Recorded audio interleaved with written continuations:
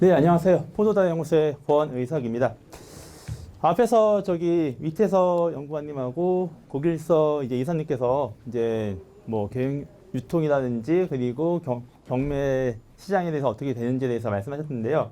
그래서 쭉 내용을 듣다 보니까 저 개인적으로 먼저 이 부분을 말씀드리고서 내용을 진행하도록 하겠습니다. 그런데 지금 저한테 주어진 시간이 3시 20분까지예요.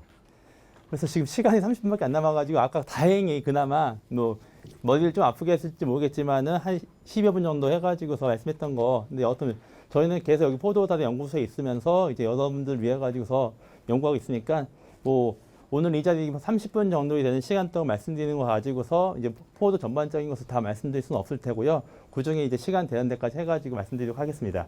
그래서 아까 이제 경쟁력 강화해가지고서 고길서 이사님께 굉장히 말씀하시더라고요. 그리고 또 말씀하셨던 게 가격의 다양성, 그리고 밑에서 연구원님께서 했을 적에 이제 샤인머스켓의 이제 면적이 이제 과거에 적었던 거. 근데 아까 내용을 봤더니 좀 19년도인가 해가지고서 과거의 상황을 가지고서 말씀하셨는데 지금 샤인머스켓 재배 면적이 통계적으로 한 20% 이상 해가지고서 되어져 있어요. 그래가지고서 지금 그런 와중에도 계속 식재가 되어지고 있기 때문에 거의 뭐 25% 이상까지 가지 않을까 그런 상황이 놓여 있지 않을까 싶습니다. 그렇다면은 이제 경쟁력이 있어야 된다. 그러면은 한 품종을 해가지고서 홍수출하가 될 수 있는 상황이 놓일 수밖에 없지 않을까 싶어요. 그러면 과연 레드오션일까요? 빨간 서로 간의 경쟁이 있는 시장에서 계속 경쟁력을 갖기에는 너무 어려운 시장이 될 수 있으니까 조금의 여력이 되신다면은 이제 다른 품종의 변화도 이제 조금은 젊은 층이시라면은 고민한 것도 하나의 필요성이 있지 않을까 싶습니다.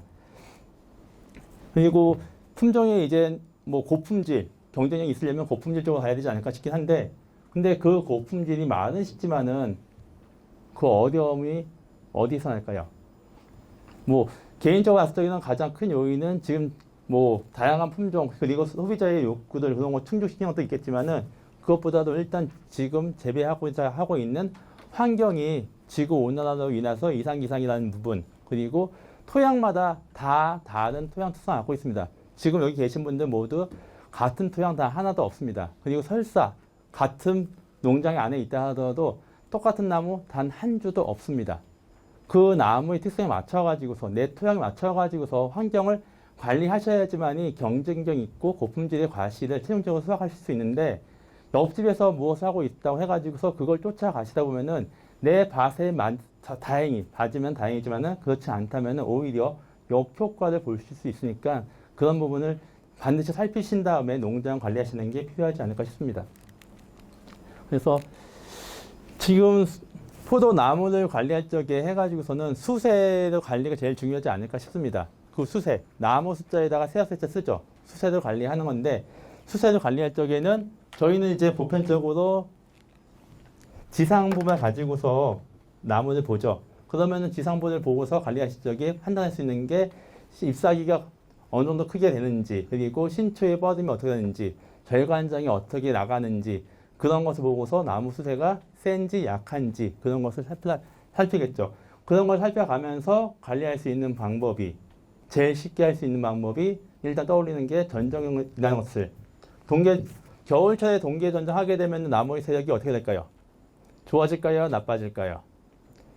가지에서 잎사귀들이 눈에서 내년도에 이제 성장하기 위해서 눈들이 밥 달라고 하는데 밥을 달라고 하는 눈의 수가 줄어들기 때문에 겨울철에 하는 동계 전정은 나무의 세력이 굉장히 강해질 수 있는 쪽으로 환경을 조성하는 거겠죠. 봄에 전정하면 안 될까요? 봄에 전정해도 됩니다. 단 효과가 반대적 효과가 나겠죠.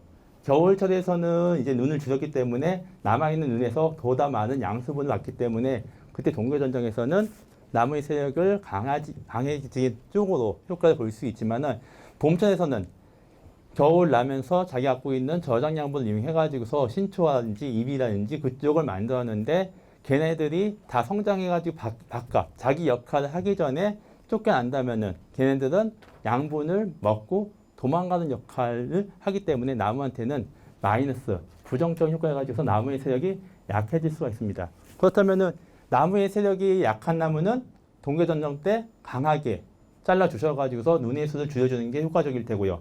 반면에 나무 세력이 지나치게 강해서 요즘에 끊임없이 이제 샤인머스켓이 했든 뭐가 있든 가격이 뭐 과실을 크게 한다든지 수확량을 증가시킨다든지 해가지고서 과다하게 양분을 주시다 보면은 특히 질소질이요 하게 되면은 과실 품질이 약해지고 나빠지고요. 세력은 무지무지하게 강해지겠죠.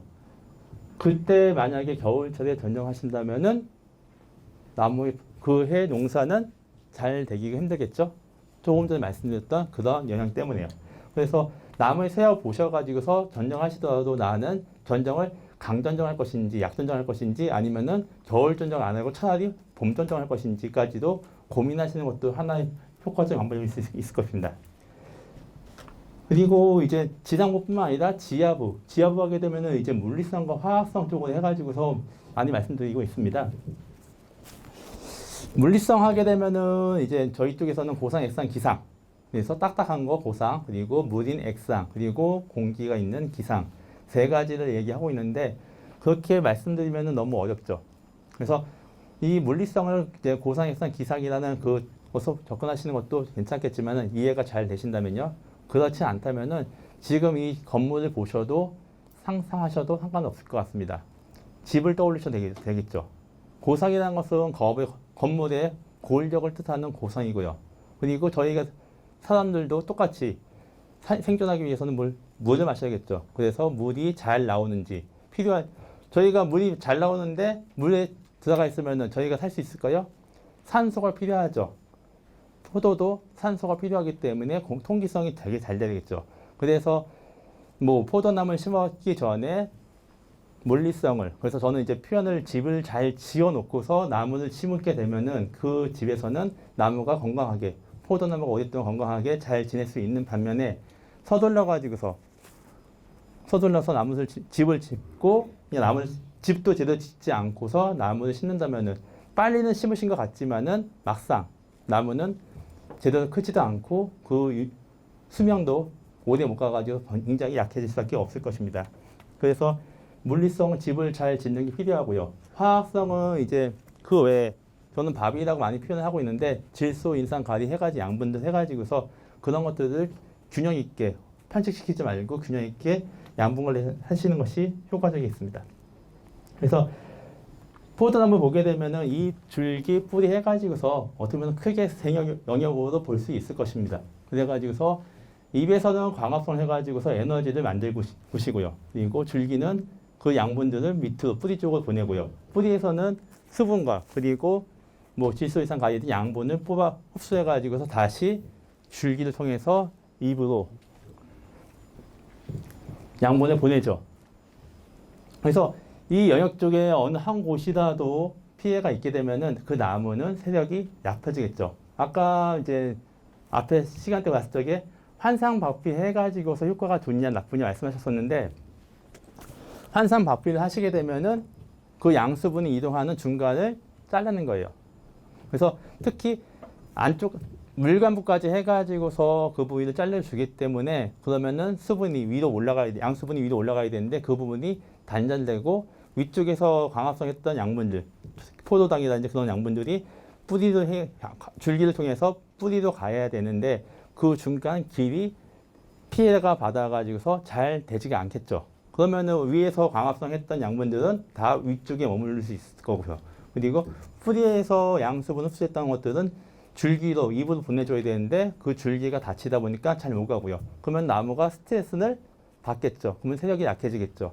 반면에 위쪽에 있던 과실들은 포도당이 뿌리로 가지 않게끔 환경을 조성하다 보니까 과실의 당도가 올라갈 수 있다 보니까 숲길이 착색이 잘 되는 그런 효과를 볼 수 있겠죠. 근데 아까 여기 잠시만 듣다 보니까 환상박피를 했을 적에 저장성이 좀 떨어질 수 있다고 들으셨을 거예요.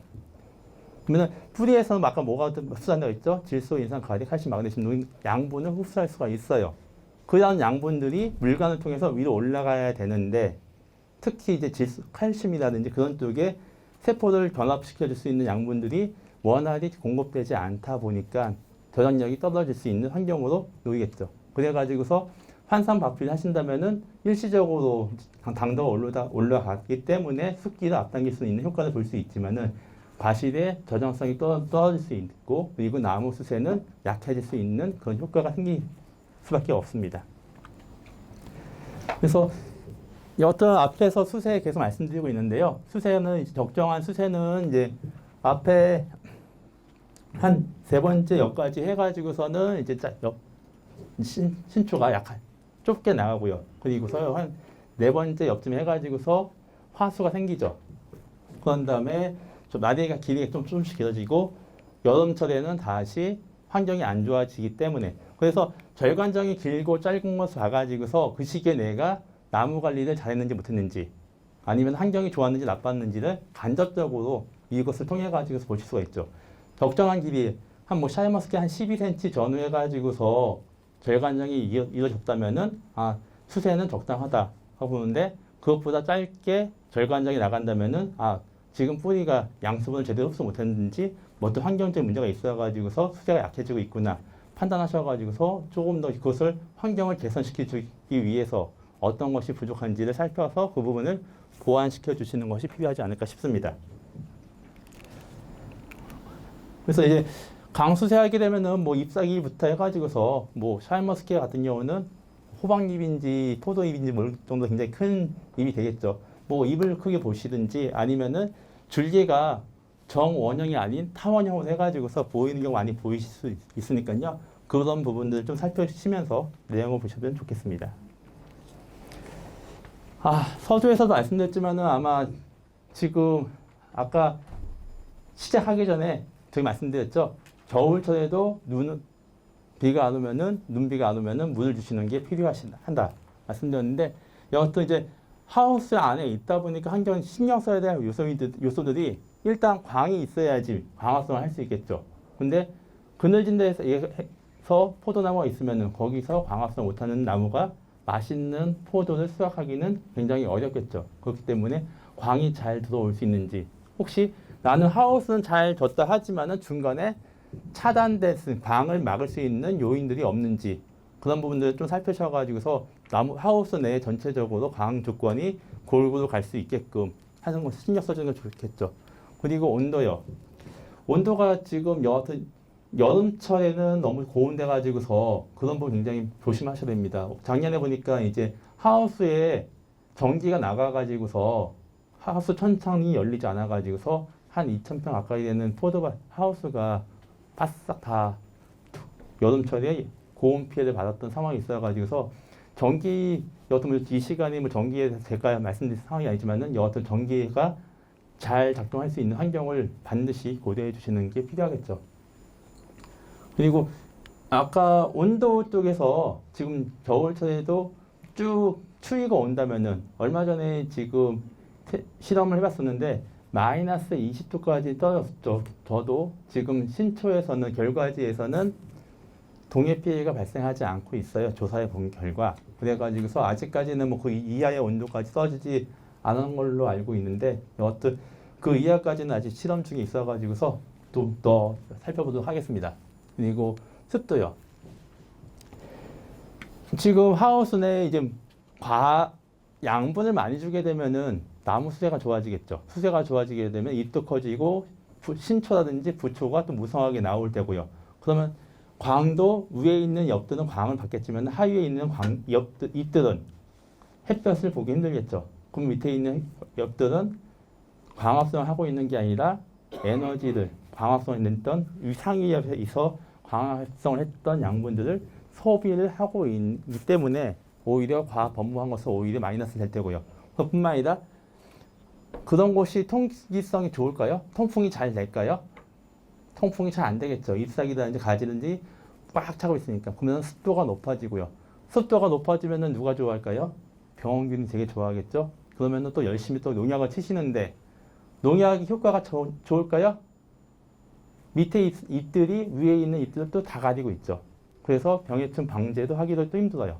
그래가지고서 일단 나무를 세지 않게 키우는 것도 필요하지만은 이런 습도가 환경적인 요인을 해가지고서 병을 더 잘 일으킬 수 있는 환경을 조성할 수 있으니까 좀 하우스 내 공간이 건조해질 수 있는 쪽으로 관리하시는 것이 필요하지 않을까 싶습니다. 뭐 포도 쪽에서는 이산화탄소까지 얘기는 하지 않고 있죠. 뭐 전문적으로 채소 쪽에 토마토라든지 그쪽에서는 이산화탄소가 높아져야지만이 광합성 효율을 높일 수 있기 때문에 그쪽까지 하겠지만은 뭐 내가 영역 한정적인 부분을 다 잘하고 있는데 그런 와중에도 조금 더 효과를 광합성을 잘해가지고서 당도의 고품질을 만들어야겠다고서 목표를 하신다면은 이산화탄소까지도 추가적으로 공급하는 것도 생각하실 수 있는 요인이 될 수 있지 않을까 싶습니다. 그리고 뿌리 영역에서도 지하인 뿌리 영역에서도 온도, 습도, 통기성 아까 말씀드렸던 집을 잘 줘야지만이 나무가 건강하게 잘 살 수 있겠죠. 그래서 토양 쪽에서는 아까 말씀드렸던 집인 부분 물리성하고요. 그리고 양수분의 화학성. 그래서 화학성에는 물, pH, 산소, 양이온, 음이온, 양이온, 치안, 용량 그리고 생물까지 해가지고서 그 환경을 구성하고 있습니다. 그래서 이 부분에서 전부 다 말씀드리기 힘들 것 같고요. 일단 저기 pH 하나 해가지고서 말씀드릴게요. pH 하게 되면은 다들 수소이온 농도 해가지고서 많이들 알고 계세요. 예, 맞습니다. pH는 수소이온, 수소에 얼만큼 많이 있는지 적은지. 그러면 수소이온 농도가 중성은 뭐죠? pH 7이 중성이죠. 거기까지는 다들 알고 계시더라고요. 그러면은 pH 7하고 pH 6하고는 pH 수소이온의 개수가 몇 개 정도 차이 나죠? 10배 차이 나는 겁니다. 한 개 차이가 아니고요. 10의 1승 해가지고서 10배 차이가 나고 있는 거고요. 그렇다면은 pH 5하고 pH 7하고는요. 몇 배 차이 날까요? 10의 2승이기 때문에 100배 차이가 납니다. 그래서 pH 1과 2의 차이가 숫자 1, 2의 차이가 아니라 10배, 100배, 그리고 4하고는 1000배까지. 그렇게 해서 pH에 따른 차이는 굉장히 크죠. 근데 pH가 도대체 뭐길래 어떤 화학 분석하게 되면 제일 먼저 나오는 게 pH일까요? pH가 하는 게 극단적으로 알수적에 pH 뭐 2, 1, 2 뭐 그렇게 하게 되면은 저희도 황산이라든지 염산이라든지 아주 극단적인 산성이 하게 되면 피부라면은 화상 입죠. 생존에 관련해서도 영향을 줄 수 있지만은 적정한 pH 범위 내에 있을 적에는 이 pH가 하는 것이 양분의 가용화, 어떤 양분, 질소를 줄 것인지 인산을 줄 것인지 가리를 줄 것인지 어떤 양분을 줄 것인지를 결정하는 역할을 하고 있는 것이 pH가 그 역할을 하고 있습니다. 이렇게 말씀드리면은 이해가 되실까요? 그래서 이렇게 말씀드리고 하나 더 말씀드리는 게 있는 게 그 양분을 주고 안 주는 것 하는 역할이 pH를 말씀드렸는데 pH가 달리 해석한다면은 저는 개인적으로 영양사라고 이해하셔도 큰 무리가 없을 것 같아요. 어떤 밥, 어떤 고기, 어떤 음료, 식품을 나한테 주는지. 그래서 pH가 하는 역할은 영양사로 인식하셔서 살펴보셔도 그래서 적정한 pH가 있다면은 필요한 양분을 골고루 줄 수 있겠죠. 하지만은 pH가 적정한 범위에 있지 않다면은 그러면은 토양 내에 질소, 인산, 가리가 골고루 있다 하더라도 적정한 pH가 있지 않다면은 골고루 주는 게 아니라 편식을 시켜줄 수 없기 때문에 그래서 pH는 적정한 pH가 있도록 환경을 조성해 주는 게 필요하겠죠. 그리고 최근에 또 논의 샤인머스켓이 값이 워낙 좋다 보니까 서둘러서 또 하우스 짓고 뭐 집을 제대로요. 그러니까 물리성을 잘 개선시키지 않고 서둘러 가지고서 식재하시는 경우도 있지만은 또 논에다가 식재하시는 경우도 있고 그리고 객토를 하셨는데 객토한 후에 한 몇 년 지났더니 좀 나무 수세가 안 좋아진다 라고 말씀하시는 경우도 있더라고요. 근데 논토양에서는 기본적으로 배수가 안 되니까 이제 그런 부분들은 굉장히 신경 쓰겠지만은 객토하신 분들은 뭐 마사토 해가지고서 배수가 잘 되는 토양을 산에서 케어 받아가지고서 내 밭에 놨는데 왜 문제가 있는지 배수가 잘 안 되는지에 대해서 좀 고민하시는 분이 많이 계시더라고요. 그래서 산에서 있던 그 마사토가 분명히 그 안쪽에 있을 적에 나무 산 안에 있을 적에는 인위적으로 손이 안 된 거죠. 그런 상태에서는 그런 배수가 굉장히 투수성이 굉장히 잘 돼요. 그래가지고 그 고유의 역할을 잘 하고 있었지만은 걔네가 밖으로 나왔을 적에는 풍화, 바람이라든지 비단지 이래 가지고서 잘게 잘 쪼개져요. 그렇게 하게 되면은 걔네가 풍화된 그 알갱이들이 비가 왔을 적에 물길 따라서 조금씩 내려가다가 한 30cm 전후 돼가지고서 차곡차곡 쌓여요. 그러면은 그 밑에부터는 거의 이제 비가 좀 많이 오면은 환원층, 빈물이 쌓여가지고서 산소가 부족한 그런 층으로 형성이 될 수밖에 없어요. 그래가지고서 그렇게 되지 않은 토양을 일단 개토할 적에 반드시 잘 살펴가지고서 손을 만졌을 적에 부스러지는 게 아니라 잘 부서지지 않는 토양을 반드시 받아내고요. 그렇다면은 우리 밭에 있는 과수원은 토양은 배수가 잘 되는 토양인지 아니면은 어느 정도 깊이에서 배수가 잘 안 되는 토양이 형성이 됐는지를 토양을 살펴보시면 알 수가 있어요. 그래서 일단 뭐 물 갖다가 넣으셔가지고서 배수가 시간이 얼마큼 되는지도 보실 수도 있겠지만은 땅을 파시다 보게 되면은 지금 뭐 화면상에서는 잘 보이지 않겠지만은 빨간색 점 알갱이 같은 거니 군데군데 보일 수가 있을 거예요. 땅을 파시다 보면은 그 빨간색의 알갱이 생기는 것들이 철분들이 이제 환원 상태로 돼가지고 산소가 부족해가지고서 빨갛게 물들고 있는 상태거든요. 그래서 그런 상태가 알갱이들이 종종 보인다 하면은 아 지금 상태는 건조해가지고서 물이 없을지라도 비가 좀 많이 오면은 그 밑에 빨간색으로 있는 알갱이가 있는 보이는 몸 밑으로는 뿌리가 언제든지 피해가 받을 수 있는 환경이 놓일 수 있구나. 그렇게 보시는 게 좋습니다. 그래서 그런 층이 일단 없는 게 제일 중요할 테고요. 만약에 그런 층이 있다면 어떻게든지 보완해 주는 게 필요하겠죠. 그러면 보완해 주는 게 배수가 잘 되는 쪽으로 고랑을 명과 배수했든 고랑을 깊게 파줘가지고서 물이 토양 쪽으로 잘 안 들어가게끔 해주시든지 아니면 고랑 팔 쪽에 또 두둑을 높여주는 것도 하나의 방법일 수 있을 테고요. 그래가지고서 하는 것들이 필요하겠습니다. 지금 아까 좀 전에 pH 말씀드렸었는데요. 이 그림을 보시게 되면은 어떤 성분들이 pH에 따라 가지고서 이제 이온화가 잘 돼 가지고서 많이 흡수될 수 있는 조건이 되는지를 살펴주고 있는 거죠. 그래 가지고서 포도 같은 경우는 pH 6.5 플러스 마이너스 0.5 6에서 한 7 정도의 범위가 적정한 범위라고 보고 있는데 거기에는 질소 그리고 인산 그리고 인산까지 해가지고서 골고루 잘 흡수가 되겠죠. 근데 pH가 낮아지게 되면은 철이라든지 아니면은 망간이라든지 아연이라든지 그런 것들이 훨씬 더 그러니까 미량 요소 쪽이 더 이온화가 잘 돼가지고서 이제 포도가 이용할 수 있는 환경이 되어지니까요. 이제 미량 요소는 양분이 많이 필요한 게 아니겠죠? 시간이 한 6분 남았는데 이제 질소, 인산, 가리 해가지고서 영분들이 갖고 있는 특성들은 아마 책자에 있는 거 보셔가지고서 하고 뒤쪽에 사진 있는 걸로 해가지고서 내용을 넘어가도록 하겠습니다. 그래서 지금 보시게 되면은 이제 질소가 보게 되면은 뭐 단백질이 이루어져가지고서 나무가 보이겠죠. 그래서 질소가 많게 되면은 짙은 녹색으로 해가지고 보일 테고요. 그리고 질소가 부족하게 되면은 연한 녹색이라든지 그리고 마디가 짧아진다든지 그런 걸 통해 가지고서 질소가 많은지 적은지를 볼 수가 있겠죠. 근데 질소질 양에 대해서 12량을 질소질뿐만 아니겠죠. 어떤 12량을 결정할 적에 책에 있는 것을 토대로 해 가지고서 기준치 정하는 것은 그게 맞다고 생각합니다. 기준치요. 하지만 아까 뭐였어요? 처음에 나무마다 토양마다 다 다르다고요. 그렇다면은 기준치는 그 정도지만은 기준치에 못 미치면은 기준치보다 강하면은 그러면은 양분을 부족하면은 조금 더 주시는 게 맞을 테고요. 약하면은 강하면은 조금 더 약하게 주셔가지고서 나무의 세력을 수세를 조절하는 것들이 필요하겠죠. 그래가지고서 근데 또 품종마다 캔베럴리하고 샤인머스켓에서 두 가지 비교한다면은 샤인머스켓이 캔베럴리보다 수세 품종 세력이 더 강하죠. 그렇다면 좀 더 양분을 강하게 주는 쪽도 보셔도 되고요. 강하다는 얘기는 뭐예요? 나무와 나무 간격이 좁다는 얘기일까요? 넓다는 얘기일까요? 넓어져야겠죠. 그래가지고서 품종에 따라 가지고 나무 갖고 있는 그 수세 결국에는 나무의 덩치라니까 결국에는 제식거리. 그래서 내가 과거에 캔베럴리를 뭐 주황거리를 4m 해가지고서 수세를 잘 관리했다.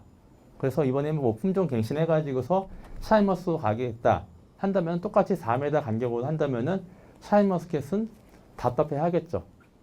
답답해 하는데도 내가 4m 했다면은 샤인머스켓은 조금 더 캠버럴리처럼 수세를 억제로 억압시켜가지고서 관리하는 쪽을 하신다면 가능하겠지만은 샤인머스켓의 고유의 힘을 다 관리하신다면은 제식거리를 넓힐 수 있는 쪽으로 그래서 나중에 한다면은 뭐 감박이 됐든지 거기까지도 고민하시는 것들이 필요할 수 있겠습니다.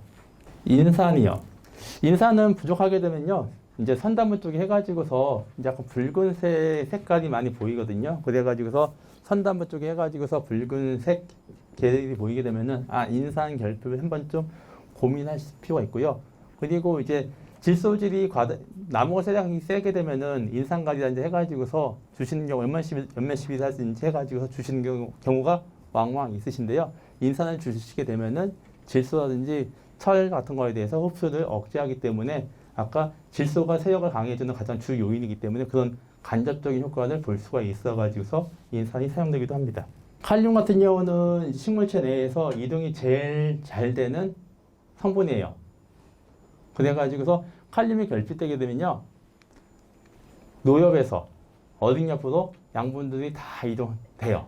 그래가지고서 잎사귀 맨 끝이 먼저 연두색 왔다가 갈변되는 쪽으로 해가지고서 보여지기 때문에 그래서 가리결핍 같은 경우는 이런 증상이 보이게 되면은 가리결핍이 됐다. 그렇게 보시면 좋겠습니다. 칼슘은 뭐 다들 아시겠죠? 어떤 두 개의 이온이 있어가지고서 양이온이 있어가지고 이제 결합력이 굉장히 세게끔 세포 간의 결합을 세게 해가지고서 이제 열과 같은 것을 방지해줄 수 있는 효과를 볼 수 있기 때문에 그래서 항상 양분들이라는 게 이제 뭐 어느 특정 시기에 특정 성분이 좀 더 많이 필요할 수는 있어요. 하지만은 예를 들어 가지고서 어머니가 아이를 임신했을 적에 그때 뭐가 많이 먹었죠? 철분을 좀 더 많이 드시죠. 그래서 특정 시기에는 특정 성분이 조금 더 필요할 수 있겠지만은 그 외의 시기에는 골고루 편식하지 않고 골고루 먹을 수 있는 환경을 구성하는 게 필요하겠죠. 마그네슘이요. 마그네슘 같은 경우는 이제 마그네슘이 없으면요 엽록소가 형성이 안 돼요. 그래서 마그네슘이 결핍하게 되면은 엽록소가 빠져가지고서 잎사귀에서 이제 중간중간 연두색 빛이 보인달까요? 그렇게 해가지고 점이 생길 수 있거든요. 그렇게 되면은 그런 증상이 보인다면은 마그네슘 결핍 쪽으로 보실 수 있고요. 엽록소가 없게 되면요. 엽록소가 뭐예요? 엽에서 녹색을 띠고 있는 성분이 엽록소죠. 걔네가 광합성을 하는 성분이에요. 광합성을 해야지만이 포도당을 만들어서 당도도 올릴 수 있고 나무의 크기도 조절할 수 있는데 엽록소가 없다는 얘기는 광합성할 수 있는 성분이 부족하다. 그래가지고서 수확기 한 달 전, 두 달 전부터는 과실의 특성을 저장력을 높게 하기 위해서 칼슘도 주는 것이 필요하겠지만은 마그네슘도 반드시 주시는 것이 필요하겠죠. 어떻게 보면은 어머니가 이제 아이를 임신했을 때 철 주는 것처럼 마그네슘 그 시기에 조금 더 많은 신경이 필요합니다. 붕소요. 붕소 같은 경우는 그닥 이제 식물체에서 많은 성분이 필요하다고 말씀하고 있지는 않지만은 얘가 칼슘보다도 더 결합력이 강한 녀석이에요. 그래가지고서 미량 요소에 있지만은 그래도 이제 1년에 한두 번 정도는 붕소를 주셔가지고서 나무가 튼튼하게 할 수 있게끔 환경을 조성해 주는 것이 필요하겠습니다. 여기까지만 말씀드리고 마치면 될 것 같습니다. 근데 지금까지 말씀드린 쪽에 아까 생리 특성 해가지고서 결핍이 되는지 과잉이 되는지 해가지고서 간략하게 말씀드렸는데요. 근데 이게 잎에서 어느 곳에 나타나는지 그러니까 전반적인 특성은 아까 말씀드렸고요. 하지만은 그게 이동이 잘 되는 녀석인지 이동이 잘 안 되는 나무 내에서 이동이 잘 안 되는 녀석인지 따라 가지고서 나타나는 증상 위치가 노엽에서 나타날 수도 있고요. 아니면은 신초에서 나타날 수도 있다. 그래서 이동이 잘 된다. 그러니까 애들 들어 가지고서 어머니가 아이한테 밥을 양보해 줄 수 있다. 그래서 이동이 잘 된다고 보시면 돼요. 근데 어머니가 아이한테 양분을 주고 싶은데 내 살을 뜯어가서 줄 수는 없잖아요. 이동이 안 되겠죠. 그런 것들이 철, 구리, 뭐 알루미늄 해가지고서 그런 것들이 이동성이 잘 안 좋고요. 미량 요소 대부분 다 그렇습니다. 반면에 이제 질소, 마그네슘, 칼륨 이 세 가지 성분이 다른 성분에 비해서 이동성이 잘 되기 때문에 노엽에 있던 자기 양분들을 어린 신초한테 보내주기 때문에 노엽에서 나타나고 그 외의 것들은 대부분 다 신초에서 나타난다. 크게 보셔도 큰 무리는 없을 것 같습니다. 예, 오늘은 짧지만 이 정도 마치도록 하겠습니다. 예, 고생하셨습니다.